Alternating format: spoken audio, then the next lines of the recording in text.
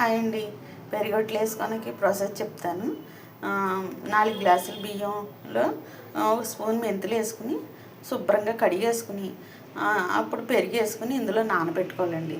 ఒక గ్లాసు పావు పెరుగు వేసుకుని అందులో నానబెట్టుకున్నాక ఒక 5 గంటలు నానాక ఇలా అవుతుందండి. ఇలాగైన మిశ్రమం మిక్సీ పట్టుకొని చూపిస్తాను.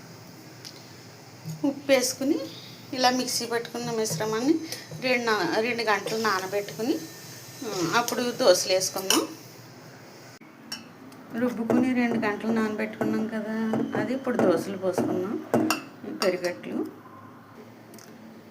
రేగి పెట్టుకుని ఇప్పుడు దోశ పోతాను. దోశ పోసుకున్నాక కొంచెం ఆయిల్ వేసుకుని కొద్దిగా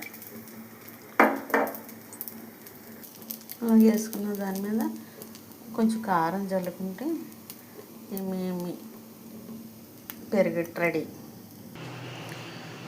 వేడిగా పెరుగట్టు ready.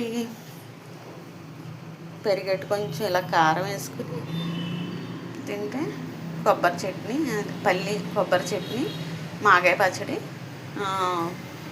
As usual multigrain Java, పెరుగట్టు కొంచెం పచ్చికారం వేసుకుని ఇలాగా పల్లీల చట్నీ వేసుకుని మాగాయ పచ్చడి వేసుకుని తింటే సూపర్ ఉంటుంది. బాయ్ అండి. వీలైతే లైక్ చేయండి, కుదిరితే సబ్స్క్రైబ్ చేసుకోండి. బాయ్ అండి.